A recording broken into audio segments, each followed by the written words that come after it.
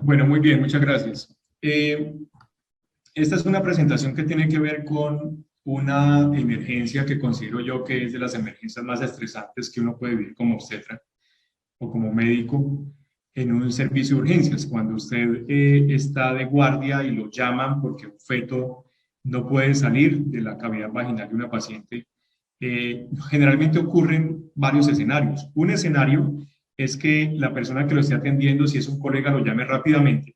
Y el otro escenario es que lo llamen cuando ya han intentado una y otra vez alguna de las maniobras en un feto de estos. Entonces, esta charla está más orientada a tratar de dar elementos y tratar de reducir los errores que se cometen cuando estamos frente a una distocia severa.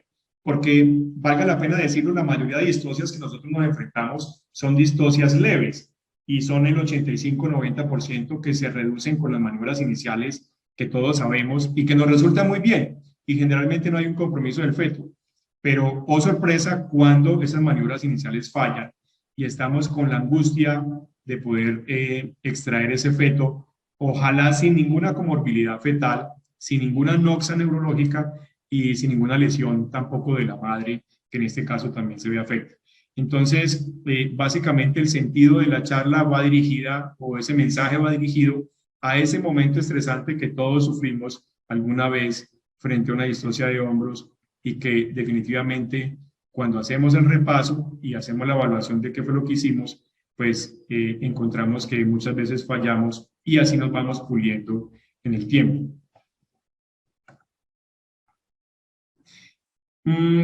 Tengo que comenzar diciendo que la definición es una definición que puede ser para responder exámenes, pero no es una definición para la práctica. Muchas veces nos decían que cuando usted tiene un feto que la cabeza está en el exterior de la región vaginal, usted está intentando sacarlo, tiene hasta 1 minuto para hacerlo con las maniobras que usualmente tenemos, y si no ocurre, pues usted declare que hay una distocia de hombros. Generalmente, por experiencia, yo le digo esto a mis residentes y a los estudiantes también, que 1 minuto es una eternidad. Nos podemos quedar aquí todos callados 1 minuto, o cuando hacemos 1 minuto de silencio y vemos que 1 minuto es enorme, el tiempo más cuando usted tiene una cabeza fetal ahí que no progresa, es mucho tiempo. Y yo pienso que hay algunas características clínicas que pueden hablarnos a nosotros de que no espere 1 minuto.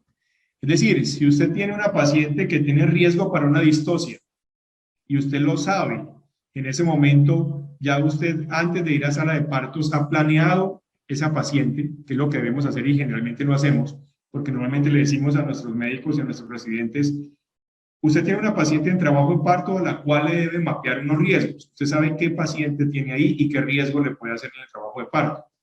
Pero nunca mapeamos los riesgos cuando vamos a pasar esa paciente a sala de parto, porque pueda que usted en sala de parto tenga una paciente totalmente distinta. En el camino del paso de esa paciente a sala de partos, usted debe determinar si esa paciente tiene un riesgo de hemorragia posparto, tiene un riesgo de distocia de hombros, tiene un riesgo de prolapso de cordón, tiene un riesgo de inversión uterina, y su mentalidad tiene que planear esa intervención. Entonces, después de que usted llega a sala de parto, si la cabeza no sale, tiene factores de riesgo para una distocia de hombros, 1 minuto es una eternidad.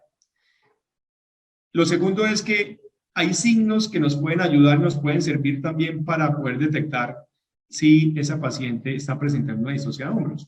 Si usted ve este signo, es decir, si la cabeza sale en el feto e inmediatamente hace como un retroceso y se atrapa en el periné, ese feto tiene una distocia de hombros. Es decir, no espere a intentar hacer 1 minuto de extracción de la cabeza para implementar todas las medidas que vamos a ver para hacer esta extracción. Entonces, el primer error que cometemos casi siempre en una distocia de hombros, que nos agota 1 minuto y nos quita 1 minuto de 5 que tenemos, ya nos quedan 4 nomás intentando sacar una cabeza que sabemos que no va a salir por los factores de riesgo previos o por este signo de la tortuga. Ahorita les muestro una foto, unas fotos muy dicientes de lo que es un signo de la tortuga, y además que vemos un feto afuera, cachetón, grande, en el periné de la paciente, que prácticamente está atrapado.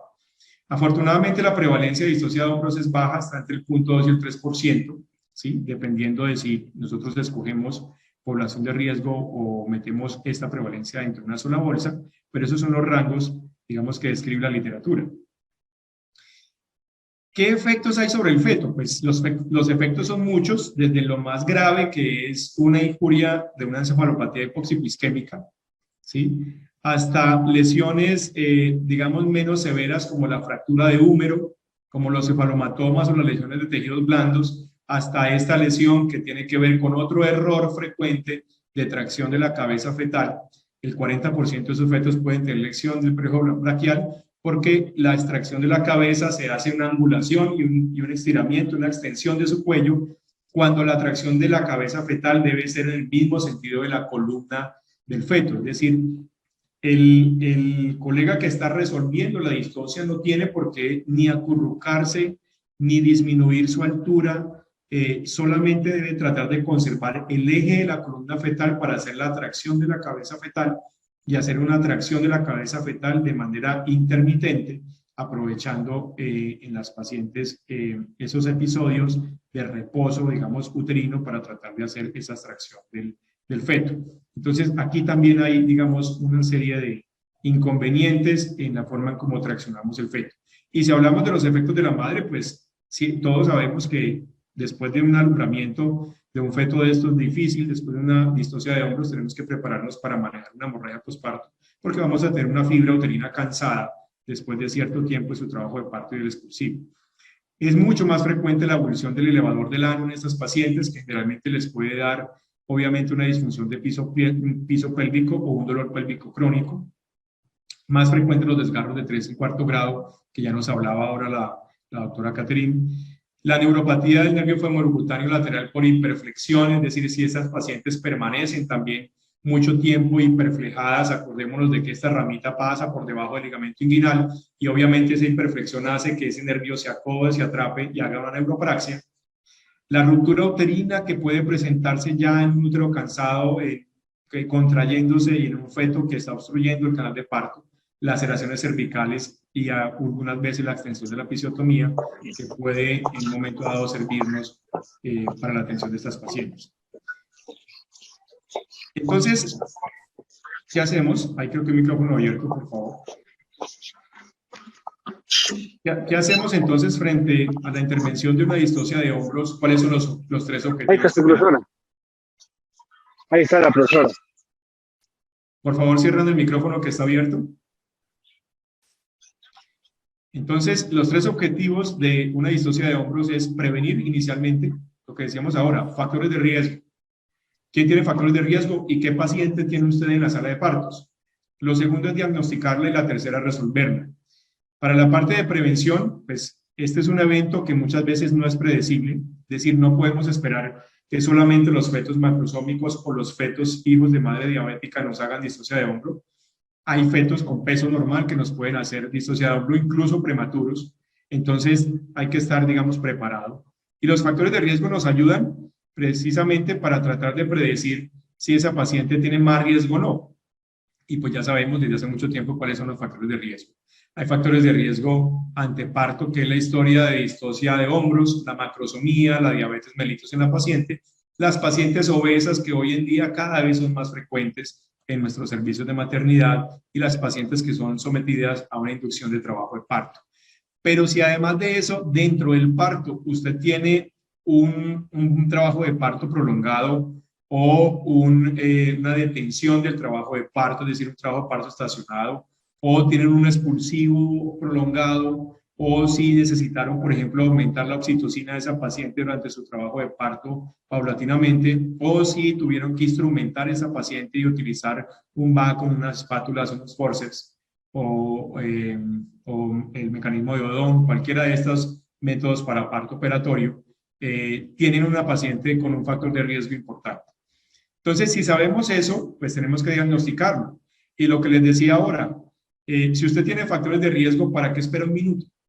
No esperemos un minuto, porque en la práctica va a ser terriblemente complejo tratar de hacer todas las maniobras con estos bebés que ven ustedes, que les decía que tienen esos cachetes como aplastados hacia el periné de la madre, y que vemos una cabeza que está prácticamente incluida dentro del perineo y no vemos siquiera el cuello de esa paciente, que es el signo de la tortuga. Es decir, de la tortuga vemos solamente el caparazón, pero no vemos completamente la carita de la tortuga, es decir, en este caso el bebé. Esto debe llamarnos la atención y debe alertarnos. Si usted ve esto, alerte y disponga todo su equipo para una intervención en esa mamá. En esa intervención tenemos un tiempo que ha sido ya publicado por diferentes series y tiene, digamos, una razón fisiológica, es que desde que usted parte de la pHimetría fetal, más o menos el descenso de esa pHimetría le da a usted 5 minutos para tratar de no llegar a un pH menor de 7,2, que es cuando hablamos de una acidosis severa en esos fetos. Entonces usted tiene 5 minutos para disminuir el daño neurológico en este bebé, y es muy importante que en este conteo, en las salas de partos, ahorita como vamos a ver la ayuda de las demás personas, usted tenga una persona al lado que le lleve el tiempo y le diga, doctor, llevamos 1 minuto, doctor, llevamos 2 minutos, doctor, llevamos 3 minutos, para que la persona que está haciendo la intervención sepa cuánto tiempo también va a hacer cada maniobra y mire si pasa a una segunda maniobra o una tercera maniobra o emplea algún otro tipo de alternativa. Entonces, este también es un error, es enfrentarnos a veces solos a la distocia sin tener un equipo que acompañe en términos del tiempo y sin tener otra persona que tenga una lista de chequeo al lado en donde le esté diciendo, doctor, pase a tal maniobra, doctor, pase a tal otra maniobra, porque en el estrés es posible que en el estrés, si usted no tiene buena experiencia, ese estrés no le permita implementar la secuencia que usted tiene en su cabeza o implementar la maniobra que usted más sabe hacer. Entonces, esas personas que usted tiene al lado, que además de ayudarle, le están diciendo qué debe hacer en un momento dado y son una ayuda útil para que usted pueda resolver la distocia. Los algoritmos.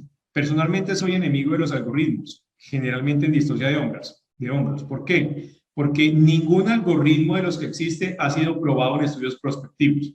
Ningún algoritmo ha demostrado ser mejor que otro. Y ningún algoritmo ha demostrado que con eso podamos resolver determinado porcentaje de distocias o el 100% de las distocias. Son útiles para recordar las maniobras que vamos a hacer, pero no son útiles, digamos, en términos de que tengamos evidencia suficiente para poder implementar uno o que podamos universalmente implementar uno. Entonces, asimismo, tenemos este Recon o tenemos el Helper, que pueden ser, como les digo, ayudas para recordar las maniobras que nosotros hacemos, pero en definitiva no tenemos evaluaciones prospectivas o ensayos clínicos de prueba diagnóstica, de esto como prueba diagnóstica o como prueba de intervención, para poder demostrar que son mejores que algo propio. Entonces vamos a ver, digamos, de aquí en adelante lo que la evidencia nos dice en términos de la resolución de la distocia de hombros y cuáles son los errores también más frecuentes que cometemos. Frecuentemente todos en la cabeza tenemos distocia anterior de hombros, pero se nos olvida, primer error, de que puede haber distocia también bilateral de hombros. Y que si hay una distocia bilateral de hombros, lo único que usted puede hacer en ese feto es tratar de implementar una maniobra de Sabanelli y hacer una cesárea de emergencia donde tenga la capacidad de resolver esa paciente a través de una vía alta y a través de una vía quirúrgica. Entonces, lo que primero uno debería hacer en una distocia de hombros, que a veces no le dice la literatura ni los libros, es introduzca su mano por el fornix posterior y verifique que el hombro se encuentre en las cortaduras sacras, es decir, en la cavidad vaginal, para que usted pueda verificar que solamente está frente a una distocia de hombros. En esos casos, trate de evaluar también si hay una alineación.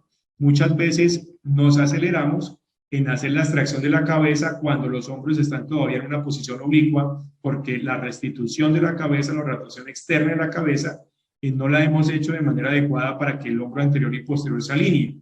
Si usted va a intentar extraer la cabeza con unos hombros en posición oblicua, obviamente va a tener una obstrucción o va a terminar haciendo una fractura de clavícula porque le va a hacer pivot la clavícula contra la rama inferior del pubis que usted tiene, digamos, ahí cerca.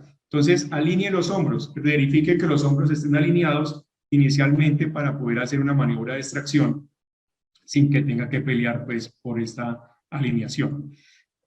Lo segundo es que Una vez usted demuestre la distocia de hombros, pues obviamente pida ayuda. Es decir, haga que su equipo venga en ayuda y active en ese momento la alerta y lleguen por lo menos 3 personas disponibles, una persona que patine y le avise al anestesiólogo y le avise al pediatra de que lo van a necesitar probablemente, o el equipo de quirófano esté disponible en caso tal de que así se necesite. Entonces dispone todo su equipo y tiene 3 personas ojalá disponibles. Si tiene 2 personas, le toca con 2 personas. Si tiene una, le toca con una. Y muchas veces usted que está resolviendo la distocia tiene que ir indicándole a su personal qué es lo que usted necesita que haga cada uno para que pueda resolver fácilmente la distocia. ¿Qué recomendaciones hay? Una, que a veces es imposible. Es decir, si usted tiene poca experiencia, va a ser proporcional su estrés frente a una distocia de hombros. Si nunca ha enfrentado una distocia de hombros, obviamente va a ser algo que le va a carcomer la adrenalina y los nervios en ese momento. Pero trate de mantener la calma. Evite presión fúndica. Generalmente en los servicios tenemos personas con muy buena intención y cuando ven que un feto no sale, lo primero que hacen es abalanzarse sobre el fondo de la paciente para tratar de empujar ese feto. Y lo primero que hay que decir es que esto es contraproducente, y segundo, pues que el Christeller en la literatura está también ya mandado a recoger. Mantenga la comunicación con la paciente porque debe explicarle que está en un momento de riesgo y necesitar ayuda de ella. Cuestiones de tipo técnico: lleve la paciente el periné lo más cerca al borde de la camilla posible, de hecho un poquito más allá del borde para que pueda facilitar las maniobras que usted va a hacer, sobre todo las maniobras que vamos a ver de extracción del brazo posterior o las maniobras rotacionales. Es mucho más fácil si usted pone a la paciente en la camilla en ese borde. Evalúe la necesidad de episiotomía, no siempre es necesaria, pero puede ayudarnos para los accesos posteriores en esa paciente. Utilice la lista de chequeo para documentar las actuaciones de la paciente. La lista de chequeo es la persona que está al lado suyo, que le va diciendo: doctor, llevamos tanto tiempo, doctor, hágase esta maniobra, ¿sí? Doctor, sigue esta otra maniobra, ya se cumplió el tiempo en la maniobra que está haciendo.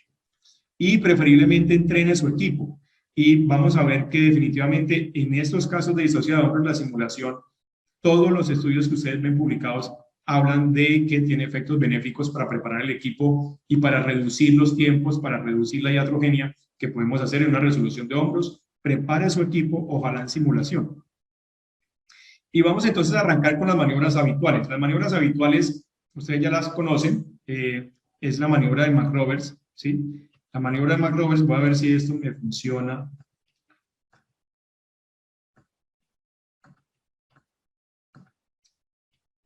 Creo que no me va a funcionar.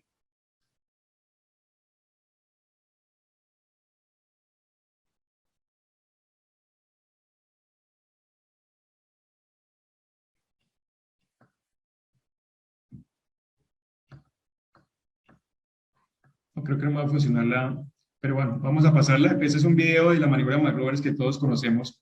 La maniobra de McRoberts, que es la hiperflexión de los miembros, con una maniobra que debe ser concomitante, que es Masanti, que la maniobra de McRoberts y Masanti, les decía ahora que tienen éxito en el 85 a 90% de los casos. Usted hiperflexiona las piernas y a la vez una persona está haciendo una presión sobre en el borde superior de la sínfisis púbica, que puede ser con la palma de la mano, ¿sí? O puede ayudarse con las 2 palmas, para tratar de obligar al hombro a desimpactar el hombro de la sínfisis púbica, y esa presión debe hacerse en el lado contrario de la cara del feto, es decir, usted debe ponerse en el dorso del feto, detrás del hombro, para poderlo empujar.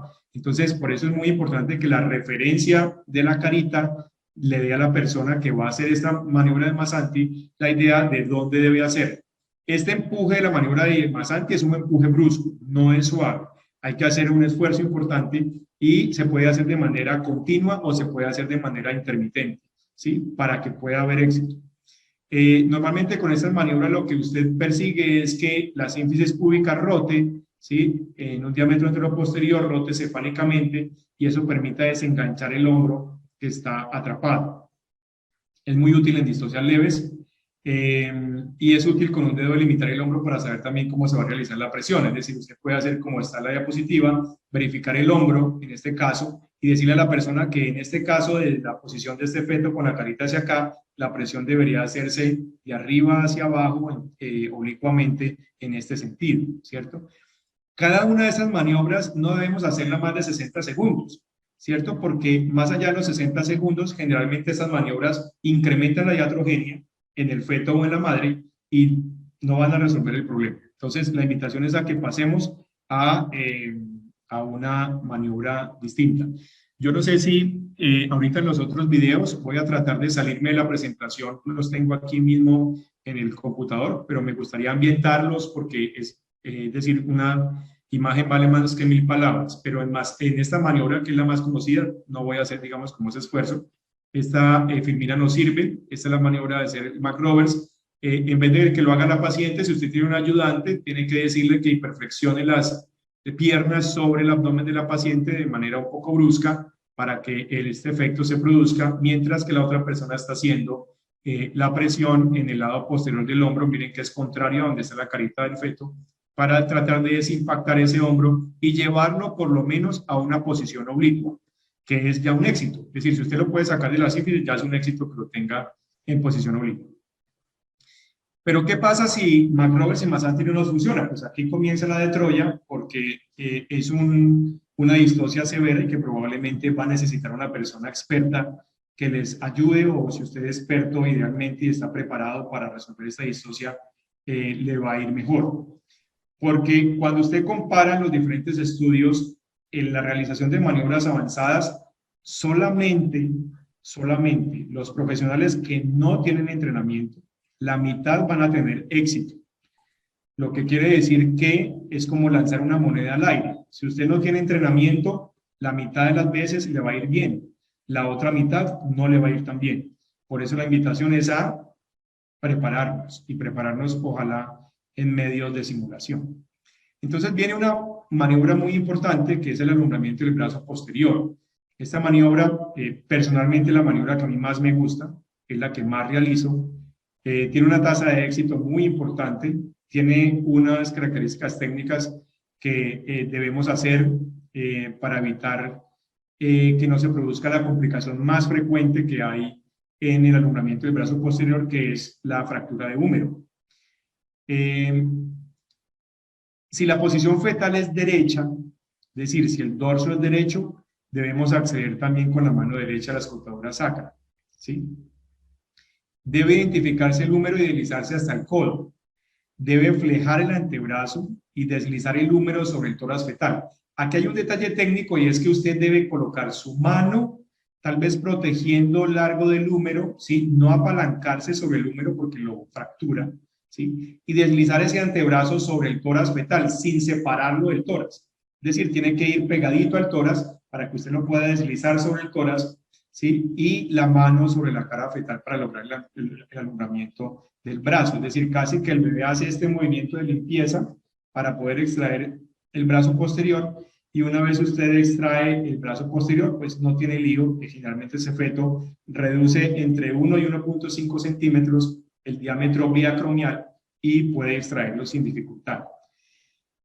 Una ayuda que tenemos es la maniobra Mentico Glue. A veces, si usted tiene los dedos cortos o la mano pequeña, entonces todas las niñas me van a decir, sí, yo las tengo pequeñas, sí. Es muy normal y muy frecuente que las tengan pequeñas. Pero no se angustien por eso. Ahí esta maniobra Mentico Glue es que usted introduzca los dos dedos índices y atrape la axila posterior y traccione la axila posterior y se traiga esa axila posterior, tratando de utilizar como pivot el hombro anterior. Es decir, uno prácticamente traduciendo esa maniobra coge la axila posterior y clava hacia arriba el hombro anterior para tratar de acercar el hombro posterior más al introito vaginal. Y de esa manera usted puede entrar y extraer su brazo posterior de manera mucho más fácil. Otra variante de este brazo posterior fue lo descrito por la doctora Kluber, que es la técnica del sling posterior, ¿cierto? Es decir, introducir una sonda a través de la axila, pasarla con su dedo y pinzarlo, utilizar una pinza para hacer la extracción de ese brazo posterior mientras rota el feto. Y asimismo hay, digamos, diferentes técnicas. La complicación más frecuente es la fractura de húmero del 2 al 10% y depende de la experticia. Pero vean, en la práctica les digo lo siguiente: si usted está en un sitio lejano y está con una con una distocia de hombros severa y usted es la única alternativa, si va a alumbrar el brazo posterior y el húmero sufre una fractura, no se estrese por eso. Es preferible una fractura de húmero que consolida fácilmente, que probablemente con un cabestrillo o con un yesito, pero no saque un bebé hipóxico con una parálisis cerebral, que es terrible para todos. Entonces, en la valoración, digamos, de esas dos complicaciones, definitivamente, pues preferible una fractura de húmero. Esta es una recopilación publicada de un estudio muy bonito que se hizo en simulación, donde se les puso a los obstetras, a las enfermeras, a que hicieran el abordaje para la extracción del brazo posterior y miren todas las maniobras que hacemos de manera errónea. Todos estos abordajes están mal hechos. Si usted no hace un abordaje como este, que es la forma adecuada, un abordaje posterior, para acceder a las maniobras, tanto la maniobra de alumbramiento del brazo posterior como las maniobras rotacionales, colocando su mano de esta forma, ¿sí? Acuñando su mano de esta forma, pues va a ser imposible que usted logre un adecuado apoyo y logre una adecuada resolución de las maniobras. Entonces, este es un error muy frecuente. A veces metemos una mano por arriba, los dos dedos, un dedito nomás, y tratamos con eso de apoyarnos, pero eso es insuficiente. Es decir, no vamos a lograr una resolución de la distocia de hombros con este tipo de maniobras. Necesitamos la mano entera para hacer una muy buena palanca y necesitamos el apoyo, digamos, de los 5 dedos. Este era otro video que teníamos para mostrar, pero voy a mostrarles un video que tengo que compila varias maniobras, que es el video demostrativo. En ese voy a hacer el esfuerzo por salirme de la presentación y mostrarles más bien ese video que recopila las diferentes maniobras. La maniobra Mentico-Glue en el brazo posterior es esta maniobra, la que les decía. Usted puede utilizar los dedos índices o dedos medios para pinzar acá la axila del feto, la axila posterior, y traccionar hacia afuera, siguiendo la escotadura sacra para que este hombro quede más cerca al introito y usted después pueda alumbrar ese brazo posterior. Este era un video que tenía la doctora Kluber, de la doctora Patricia Kluber, que es la maniobra del sling. Voy a salirme un momento de la presentación para hacer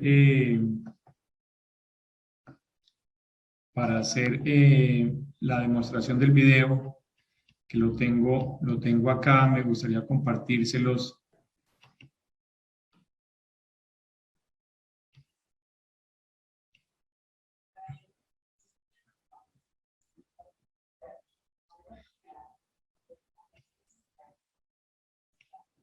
Es una forma de demostrar, miren la mano cómo debe entrar. La mano en la paciente que está todavía con la posición de McRoberts, la mano debe entrar y miren cómo debe acceder al brazo posterior. La mano debe soportar el húmero hasta el codo, ¿cierto? Y flejar el brazo, flejarlo para que la mano haga el movimiento como de limpiar la carita del feto, ¿cierto? Puede ayudarse con la otra mano, ¿cierto? Para traer ese brazo y poder concluir, digamos, con el feto, con el bracito afuera sin ninguna complicación, ¿cierto? Entonces, esta es la forma como lo hacemos. Les recomiendo esta maniobra, de que la practiquen. Es la maniobra que pues, más yo practico, la que más me gusta. Me parece que es una maniobra bastante eficiente con muy pocos efectos adversos sobre la mamá y sobre el feto, ¿cierto? Pero hay que entrenarla y la simulación es una buena medida para poderlo hacer.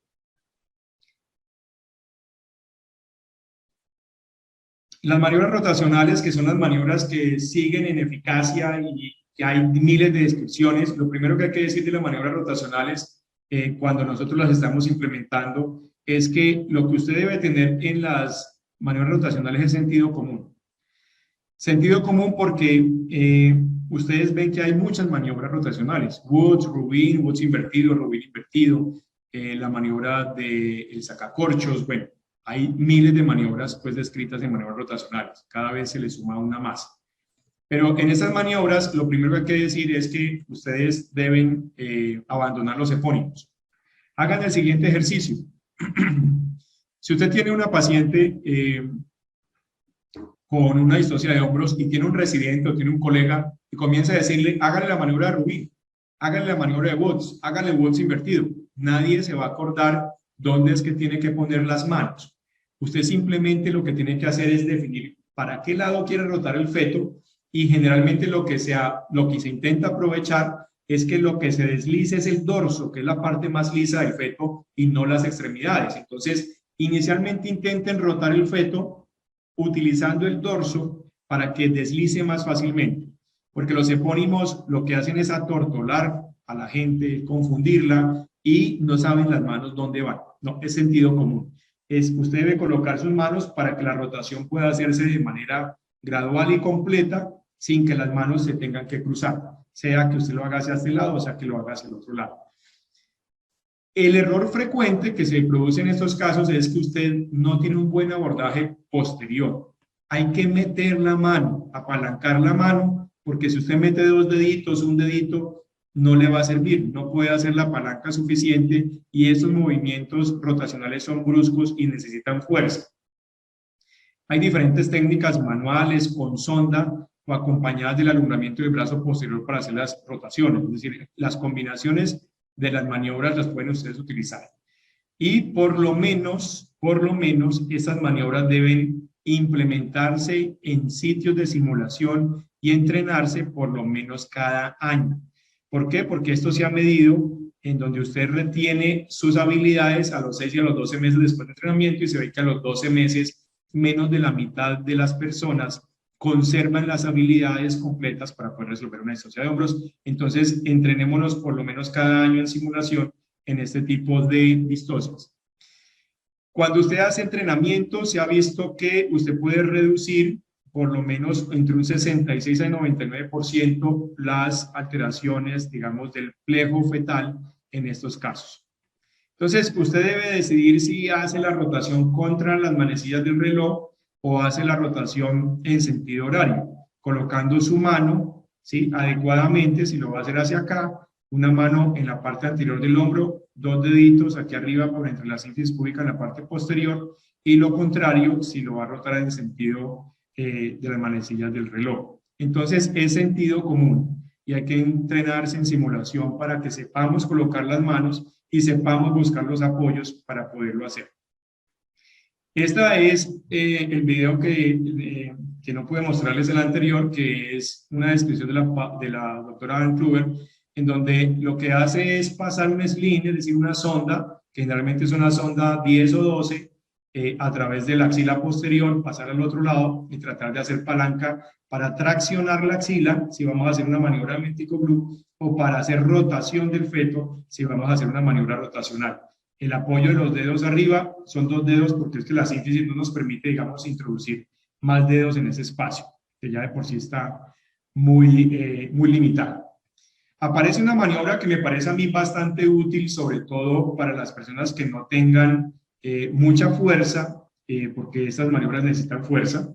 Es la maniobra del encogimiento de los hombros, que es la traducción, digamos, más acertada que encontré para esa maniobra. La idea de esa maniobra es que usted haga una maniobra rotacional, pero accede el brazo posterior y hace una pinza entre el dedo índice y el pulgar. Es decir, mete su dedo índice por la axila y lo engloba con el pulgar para englobar el hombro posterior de ese feto, para poder hacer la maniobra de rotación. Y rota, eleva el hombro y rota el feto 180 grados. De pronto en esta diapositiva se puede ilustrar mejor cómo usted accede por la cara posterior, introduce su mano, el dedo índice y el dedo pulgar. El dedo índice pasa por la axila y se encuentra con el pulgar, haciéndole una pinza al hombro posterior, y usted con esa pinza tiene una forma mucho más precisa de agarre para poder rotar ese hombro 180 grados. Entonces, esta maniobra del encogimiento fue publicada en el 2019 con una serie de casos pequeña, pero exitosa en la gran mayoría de los casos. La maniobra de Gaskin, que es una maniobra que debemos tener en cuenta, ustedes, pues haciéndole honor, digamos, a la historia de quién fue Gaskin. Gaskin es una matrona estadounidense, pero que aprendió esta maniobra de las parteras hondureñas, ¿sí?, en Centroamérica. Se llevó la maniobra, la vio, la llevó a Estados Unidos y la popularizó. Entonces, pues no se le hizo honor, digamos, al grupo o a las matronas centroamericanas que la utilizaron, sino que Gaskin pues tuvo el mérito de popularizarla y por eso se llama esa maniobra de esa manera. Tiene una ventaja, es que es como un McRoberts automático invertido, ¿sí? Y tiene otra ventaja, es que lo posterior se vuelve anterior y lo anterior se vuelve posterior. Entonces el hombro que está impactado ya queda posterior. Y la paciente en esta posición, usted tiene un acceso mucho mejor a la escotadura sacra, en la cual puede introducir su mano para alumbrar el brazo. El brazo que era posterior, que ahora es anterior, ese brazo lo puede alumbrar o hacer las maniobras rotacionales en esa posición. Sería interesante hacer la experiencia. Nosotros no tenemos mucha experiencia con la maniobra, algunas veces la hemos hecho con buenos resultados, pero es una maniobra que, como les digo, si usted está solo y no tiene quien le tenga las piernas de la paciente, es una maniobra que usted pudiera emplear de entrada porque tiene que decirle a la paciente que adopte esta posición que se llama all four o en 4 y puede flejar, digamos, las extremidades sobre el abdomen de la paciente para ponerla en la orilla de la camilla y automáticamente está haciendo usted un McRoberts. La maniobra de Gaskin es una maniobra que ya lleva mucho tiempo, lo que pasa es que no se había popularizado.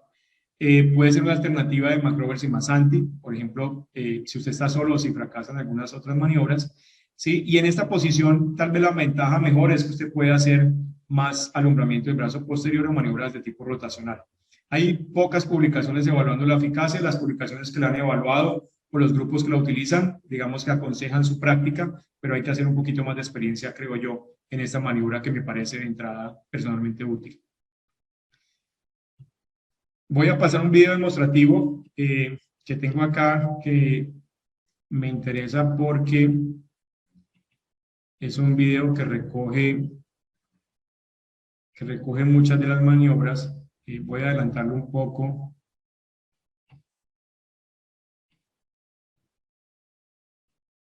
Porque es como una compilación de maniobras. Es un colega que trabaja en Sudáfrica. Este es un video de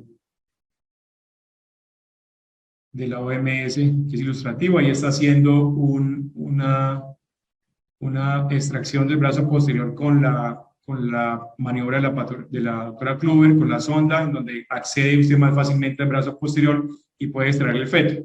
Aquí ya está puesta la sonda y está haciendo una maniobra rotacional, que miren la fuerza que se debe hacer, digamos, para poder lograr la rotación de la paciente. Este es prácticamente, aquí no se alcanza a ver por el contraste, pero es un feto que tiene un signo de la tortuga y se está intentando con maniobra de McRoberts y maniobra de Masanti ahora tratar de hacer la extracción, digamos, de ese feto. Y no se puede, y el colega intenta el alumbramiento del brazo posterior, ¿sí? Miren el acceso con la mano en la fosa posterior y la extracción que se hace del brazo de manera tranquila, y miren cómo puede de manera fácil posteriormente extraer un feto que en el video lo describen como un feto de 4.000 gramos, ¿sí? Pues ustedes pueden ver aquí semejante muchacho que fue extraído, digamos, de manera exitosa a través de una maniobra de alumbramiento de brazo posterior. Pero asimismo, ustedes pueden tener la opción de ese alumbramiento de brazo posterior, como les mostraba ahora con la sonda, para acercar más la axila posterior y acercar más el brazo. A veces el brazo no está tan accesible, como les decía, si usted tiene unas manos pequeñas, pues es probable que ese brazo no sea suficiente para entrar en la escotadura sacra o alcanzar el brazo de manera completa. Entonces, intente engancharlo con los dedos o intente engancharlo con la sonda. Aquí va a ser la maniobra de la sonda. Miren que se accede por la parte posterior, se dobla la sonda, se hace un ojal de una sonda número 10, se pasa a través de la axila posterior y se recibe y se engancha con el otro dedo, ¿cierto? Y se pinza. Después del pinzamiento se hace la rotación del feto, que es una de las alternativas, no traccionar el hombro posterior, sino hacer la rotación, hacer una maniobra rotacional, que debe ser en ese sentido, hacia arriba, casi que vertical, para que usted pueda lograr que apalanque bien el hombro y lograr esa rotación. Y miren que prácticamente en el proceso rotacional usted puede obtener la extracción del brazo posterior cuando ya el feto está rotado. Ahí puede hacer usted rotación hacia el sitio donde estaba o puede intentar extraer el feto en esa misma posición para poder lograr la extracción completa del feto en el tiempo justo. Posteriormente, si ese feto es extraído en el tiempo normal, pues usted no va a tener líos con el Apgar y la recuperación, digamos, de este bebé. Entonces, pues es muy importante poderles mostrar esto, porque no es simplemente explicarlo con palabras. A veces hacerlo después simplemente de leerlo no es tan fácil, es mejor verlo. Entonces, por eso quería hacer el esfuerzo de compartirles el video. Finalizamos con las maniobras de tercera línea que son las maniobras que llaman también de salvamento, maniobras de tercera línea, en donde está la fractura de clavícula, la maniobra de Sabanelli y la sinfisiotomía. Aquí de entrada les voy a decir dos cosas que son dos errores muy frecuentes. La maniobra de Sabanelli, que es la maniobra de devolver la cabeza al introito vaginal, es una maniobra que solamente la debemos hacer si estamos en un sitio donde podamos resolver la paciente con una cesárea. Si usted está lejos, olvídese de esa maniobra, porque si usted está lejos, ¿de qué le sirve devolver la cabeza si está a media hora del hospital, digamos, que tiene más cerca? Entonces no sirve. La maniobra de Sabanelli debe hacerse en un hospital donde pueda resolver usted la paciente por cesárea en minutos. La fractura de clavícula es la maniobra que le queda a usted de alternativa. Si usted está solo y no le ha resultado absolutamente nada de las otras maniobras, puede hacer una fractura de clavícula unilateral o puede hacerla bilateral en algunos casos. Y la sinfisiotomía realmente está proscrita en muchos países. De hecho, hay movimientos anti-sinfisiotomía en el mundo, porque las secuelas de las mujeres son terribles, son secuelas para toda la vida, son dolores crónicos intratables, y realmente no la hacemos en esta parte del hemisferio. Realmente ya no la podemos preconizar por esa razón. De estas maniobras, la maniobra de Sabanelli, pues, voy a pasarla por alto. Esta maniobra, que fue descrita inicialmente por un grupo, después perfeccionada por Oleari, que es un obstetra muy conocido por todos también, debe pensarse en un sitio donde se pueda realizar cesárea. Debemos utilizar primero un relajante del útero para evitar contracciones, para no ir de pronto a causar una ruptura uterina. De pronto el relajante más rápido que tenemos hoy en día es la nitroglicerina. Podemos utilizar 100 microgramos, 100 a 200 microgramos, que tiene una acción muy rápida y muy corta. Entonces nos sirve, digamos, en ese momento para poder internalizar la cabeza. Es más rápida que la terbutalina y el nifedipino. Hay que simplemente rotar la cabeza otra vez, hacer rotación interna, es decir, poner la cabeza del bebé, mirar hacia abajo, flejar la cabeza, apoyarlo sobre la palma de la mano e introducirlo en la región vaginal. Posteriormente hay que proceder a una cesárea de emergencia rápidamente para extraer ese feto sin complicaciones neurológicas. Y por último, si usted hace fractura de clavícula o hace cualquier maniobra y es exitoso, pues debe saber que no termina su labor ahí. O sea, pasa del estrés de la distosia de hombros a un estrés para manejar una hemorragia postparto, ¿sí? Y debe hacerlo, digamos, coordinadamente con su equipo. Entonces, finalizo para mostrarles esto de por qué personalmente utilizo la maniobra de extracción del brazo posterior, y es que el único estudio que he publicado, que es una revisión sistemática evaluando cuál de las maniobras y en qué orden son hechas, tiene más éxito. Si ustedes ven, por ejemplo, el éxito en las maniobras de McRoberts y Masanti, que es la maniobra suprapúbica, si usted la hace de primera vez, mire la tasa de éxito que tiene, ¿cierto? Si la hace de segunda vez, si la hace de tercera vez, en términos de los resultados obstétricos, ¿sí? Es decir, en la medida en que usted va aumentando esta maniobra, haciéndola, digamos, posteriormente como la tercera o la cuarta maniobra y no en el orden que uno dice, se puede ir encontrando un incremento en los resultados adversos en la madre. Estos son resultados, digamos, adversos, y el éxito global de la maniobra, que es 66.9%. Pero si usted hace el brazo posterior, ¿sí? Y no le sirve como primera maniobra, es decir, si la hace de primera maniobra, una vez agotada la maniobra de McRoberts y Masanti, mire la tasa de éxito y mire cómo se conserva la tasa de éxito si usted la hace de segunda vez, de tercera vez, de cuarta vez. Lo mismo las maniobras rotacionales. Las maniobras rotacionales son buenas también, pero son inferiores en la tasa de éxito al alongamiento del brazo posterior, o haciendo la maniobra de sacacorchos, que es una medida pues rotacional también. Ven ustedes que tiene también una maniobra, es una maniobra importante, lo mismo que la maniobra Rubin, es decir, como maniobra rotacional las dos, pero que son inferiores a la del brazo posterior. Entonces, lo importante que es, según esta revisión, lo importante es que usted organice sus maniobras y haga sus maniobras iniciales, pero haga una maniobra exitosa como el brazo posterior de segunda o de primera si la primera maniobra usual no le sirve. Esto le garantiza el éxito y le garantiza el mejor resultado con el feto. Si usted se entrena y hace una maniobra de estas que es exitosa y la hace bien, pues el resultado de una distocia severa de hombro va a ser muy bueno, tanto para la mamá como para el bebé, como para usted como colega. Y miren cómo es el grado de injuria cuando se intentan estas maniobras de primera, segunda, tercera o cuarta vez.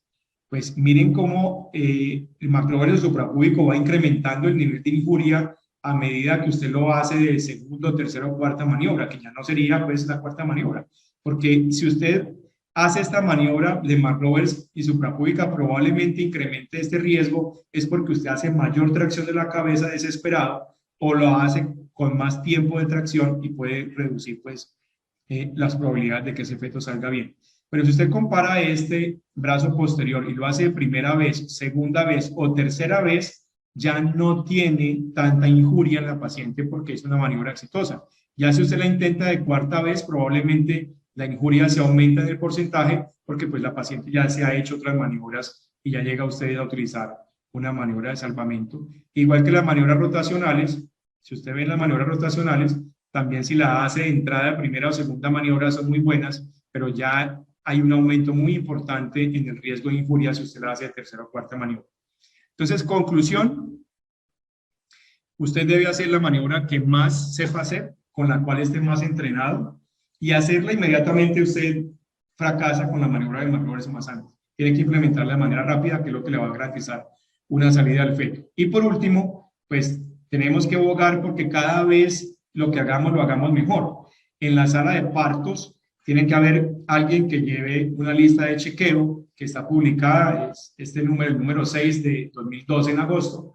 Es un boletín del Colegio Americano, que es un boletín sobre distocia de hombros, y está toda una lista de chequeo para que la persona que está aquí al lado haciendo, entre comillas, una auditoría, pero que a la vez le está ayudando a usted para que pase de maniobra a maniobra y llevándole el tiempo, chulie qué tantas maniobras se hizo en la paciente y qué procedimientos se hicieron con ella para que después el equipo se reúna y usted pueda sentarse y decir, esto hicimos bien, esto no hicimos bien, nos falta esto, tenemos que entrenarnos en esto o vamos a probar una técnica en simulación para entrenarnos en otra técnica distinta. Y eso les va a garantizar con seguridad el éxito de la atención de sus pacientes, disminuir el estrés y resolver de manera exitosa una distocia de hombro severa. Bueno, felizmente llego a término. Muchas gracias. Les agradezco mucho la invitación y espero que las conferencias ya han sido de su agrado.